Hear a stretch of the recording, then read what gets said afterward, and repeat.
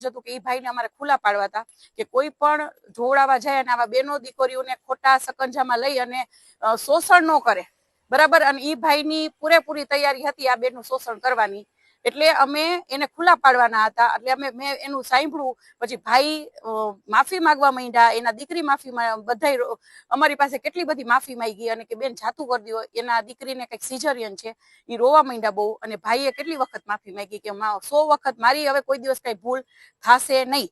એટલે અમે એની ઉપર વિશ્વાસ કરી ગયા, છતાંય મને એક એવું થયું કે અમે અહીંયાથી નીકળશું એટલે અમારી ઉપર કઈ પણ એક્શન લેવાય ખોટી આ લોકો. એટલે અમે એમને એમ કીધું કે ભાઈ આપ ન્યૂઝમાં આપની માફી પત્ર એક અમને આપી દો, અમારે કઈ વાયરલ પણ નથી કર્યું, પણ બીજી વાર આવું કોઈ બેન દીકરીઓ સાથે આપ કરતા નહીં.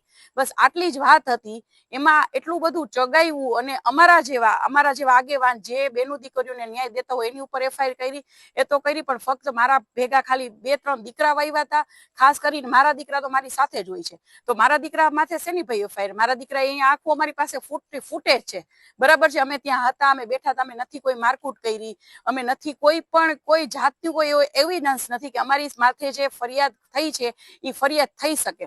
તો આ ક્યાંનો ન્યાય? જે ન્યાય દેવડાવે છે એની ઉપર પણ તમે જો ચડી બેસો અને અમારી સાથે પણ જો આવું થતું હોય તો આવી બેનો દીકરીઓ કોની પાસે જશે? એ મારે પ્રશ્ન પૂછવો છે. અને અત્યારે કેટલા બધા રેપ કેસ થાય છે, ન્યાય મળે છે દીકરીઓને?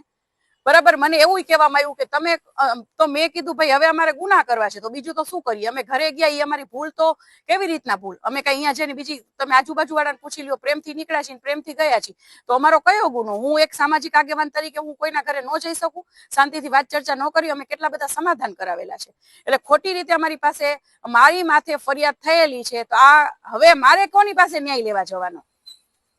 તો હાલમાં જે કહેવામાં આવે છે કે તમે કંઈક પૈસાની માંગણી કરી, શું હકીકત શું છે?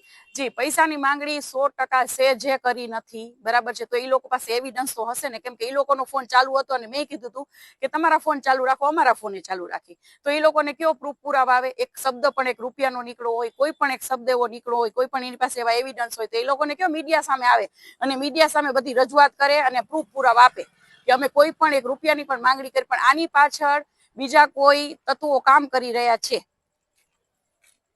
હાલમાં હવે આગળ શું તમારી સ્ટ્રેટેજી કરવામાં? ના, આગળ હવે અમારી લડી લેવાની તૈયારી છે, બરાબર. હંમેશા હું તો કહું જ છું કે સત્ય ને બહુ તકલીફ પડે છે અને હવે અમે લડી લેવામાં છીએ. જે પણ સત્ય હશે યાદ નહીં તો કાલ બારે આવશે. અમે નિર્દોષ છીએ, બેન નિર્દોષ છે, બરાબર. આ તો એવું